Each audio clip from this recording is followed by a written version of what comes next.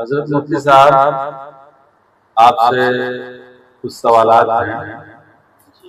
پہلا سوال یہ ہے کہ لوگ میت کے ایصال ثواب کے نام پر لوگوں کی ایک بھیڑ جمع کرتے ہیں اور کھانے پینے کا نظم کو عام کیا جاتا ہے۔ بسا اوقات یہ بھی ہوتا ہے کہ گھر والے کے پاس روپیے پیسے نہیں ہوتا ہے تو قرض کا سہارا لے کر کے اس کو لازمی اور ضروری سمجھ کر کے اسلام کو انجام دیتا ہے۔ دوسرا سوال یہ ہے کہ پھر آخر مسلمان اپنے مرحوم کے ایصال ثواب کے لیے کون سا طریقہ اختیار کرے؟ اس کی آپ رہنمائی۔ جی ماشاءاللہ، اصولی طور پر ہمیں آپ کی بات ذہن میں رکھنی چاہیے کہ اسلام میں ہر موڑ پر ہماری رہنمائی، اسلامی رہنمائی پر اگر ہم چلیں گے تو ہر طرح کی آسانی اور سہولت بھی ہوگی، ان پر عمل بھی ہوگا اور اللہ کی ہمیں کامیابی بھی ہوگی۔ لیکن مسئلہ یہ ہے کہ ہم اسلامی تعلیمات کو چھوڑ دیں، جس کا نتیجہ یہ ہوتا ہے کہ زندگی میں بدعات، ضلالت، گمراہی چھائی جاتی ہے۔ ظاہر ہے کہ اسلامی تعلیمات اور بدعت میں تضاد ہے۔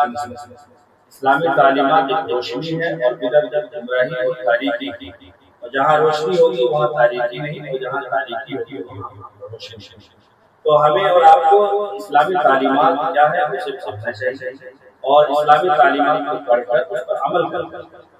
اگر ہم ایصال ثواب کے موقع پر اسلامی تعلیمات کو زندگی میں داخل کرتے ہیں تو وہ طریقے جو آج ہمارے معاشرے میں ہماری سوسائٹی میں آئی شاید نہ آئے۔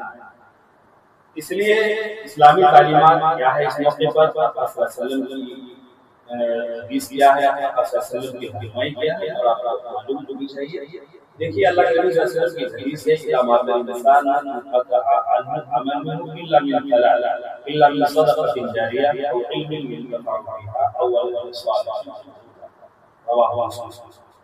کہ جب انسان اس دنیا سے چلا جاتا ہے تو اس کے عمل کا سلسلہ بند مگر تین چیزیں ایسی ہیں کہ مرنے کے بعد اس کا ثواب ملتا ہے۔ اس میں ایک صدقہ جاریہ ہے، دوسرا علم نافع ہے، اور تیسرا جو ہے وہ نیک صالح عمل۔ یہ تین چیزیں، یہ تین ایسے ہیں کہ مرنے کے بعد بھی کو اس کا ثواب ملتا ہے۔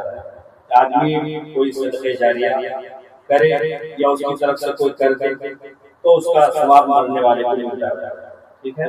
اور یہ بندہ مرنے والا اپنے زندگی میں ایسا علمی کارنامہ انجام دیا کہ لوگ اس کے علمی کارناموں سے فائدہ اٹھا رہے ہیں یا اٹھاتے زندگی قیامت تک لوگ اس کے علمی کارناموں سے مستفید ہو رہے ہیں، تو مرنے کے بعد اس کا ثواب ملتا ہے۔ اور تیسرا ہے کہ نیک صالح اولاد اس نے چھوڑی ہوئی ہے، نیک صالح اولاد جتنی نیکی کرے گا اس کی نیکی میں اس کے والدین کو بھی حصہ ملے گا، شیئر دیا گیا۔ تو اس سے یہ بات سمجھ میں آتی ہے کہ مرنے کے بعد بھی آدمی کو نیکی ملتی ہے۔ آدمی یا تو خود اپنے لیے کوئی ایسا کام کر کے گیا ہے یا اس کی طرف سے کوئی بندہ صدقہ کرتے یا کوئی نیکی ایسی کرتے کہ اس کے نام اعمال تک ہو جائے۔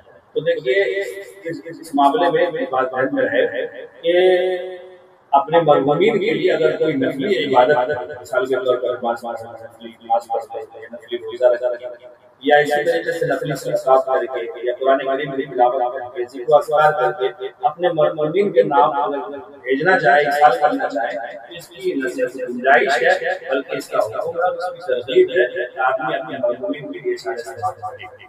اشارے ثواب کرنے سے مرحومین کو فائدہ ہوتا ہے، اور مرحومین ہر پل جو ہے محتاج ہے، تو اس کے نام پر کوئی اشارے ثواب کرے اور اس کو نیکی پہنچائے۔ تو آدمی کو ضرورت ابھی ہو اور اس کو 10 دن کے بعد اس کو نیکی پہنچائے، اس کے لیے اشارے ثواب کا جو طریقہ ہمارے معاشرے میں سماج میں رائج ہے تو طریقہ صحیح نہیں ہے۔ 10ویں یا 20ویں یا 40ویں دن جو ہے اشارے ثواب کیا جائے اس سے پہلے نہیں کر سکتے، اس کے بعد نہیں کر سکتے، یہ سب صحیح نہیں ہے۔ اور رہا اشارے ثواب کے نام پر لوگوں کی بھیڑ جمع کرنا، اکٹھی کرنا اور اس کے لیے باقاعدہ کھانے پینے کا نظم صحیح بات نہیں ہے، کیونکہ اس سے آدمی کی زندگی کے اندر دشواری پیدا ہوتی ہے اور زندگی دشوار ہوتی ہے، اور ہر طرح کے تکلفات سے اسلام نے ہمیں منع کیا ہے۔ تو ہم خود اپنی زندگی کو سادہ بنائیں اور اپنی زندگی کو تکلفات سے خالی کریں تاکہ کسی طرح کی کوئی دشواری پیش نہ آئے۔ اسلامی تعلیمات ہمارے لیے جو ہے کامیابی کا ذریعہ ہے، ہمیں اسلامی تعلیمات کو اپنانی چاہیے۔ اور دوسرا سوال آپ نے یہ کیا تھا کہ کوئی ایسا طریقہ بتلا دیں کہ جو مومن کے لیے آگے کر سکے۔ اس موقع پر یہ تعلیم قرآن کریم کا دعوت کرے یا مرحومین کے نام پر سارے ثواب کے طور پر کچھ نفلی صدقہ کر دے، مال خرچ کرے اللہ کے راستے میں، یتیموں پر، غریبوں پر، مسکینوں پر، یا اسی طریقے سے کسی تنظیم پر، کسی ادارے پر، مسجد و مدرسے پر، خانقاہوں پر یا دفاعی کاموں کے نام پر خرچ کرے، انشاءاللہ اس کا بدلہ ملے گا، ثواب ملے گا، اور یہ بہترین ثواب ہے۔ اور معاملہ تکلفات، خلاصہ یہ ہے کہ آدمی کو ایصال ثواب کا کوئی طریقہ اپنانا چاہیے جو سنت و شریعت سے ثابت ہے، اور دوسرا یہ ہے کہ اپنی زندگی کو تکلفات سے خالی کرنی چاہیے، اور تیسرا یہ ہے کہ ہمیں اور آپ کو اللہ پاک نے عقل ملی ہے اور شریعت ملی ہے، عقل اور شریعت دونوں کو اپنی زندگی میں شامل کرے اور اس کے مطابق اپنی زندگی کو ڈھالنے کی کوشش کرے، اس میں دین اور دنیا کے رجحان میں کامیابی ملے۔ جو اس جلسے پروگرام میں، اس تقریب میں جو مہمان آتے ہیں ان کے لیے ضیافت اور ان کے لیے کھانے پینے کا انتظام گھر والے کرنے کی اجازت ہے یا کیا ہوگا؟ دیکھیے، مہمان چاہے جب بھی آئیں، اس موقع پر آئیں، مہمانوں کی ضیافت کے لیے اسلام کا حکم ہے۔ جو اللہ اور آخرت کے دن پر ایمان لاتا ہو اسے اپنے مہمانوں کی ضیافت کرنی چاہیے۔ گویا اسلام کا حکم ہے کہ مہمانوں کی مہمانی تو اچھی بات ہے، شامل ہے کہ اپنے مہمانوں کی ضیافت کرے۔ ضیافت کے طور پر اگر کوئی تکلف کھانا بھی لگ جائے تو اس کی اجازت نہیں، بلکہ حکم ہے مہمانوں کی کھانا بنانا، اس میں کوئی بات نہیں، اس طرح کوئی نقصان کی بات نہیں۔ بہت بہت شکریہ۔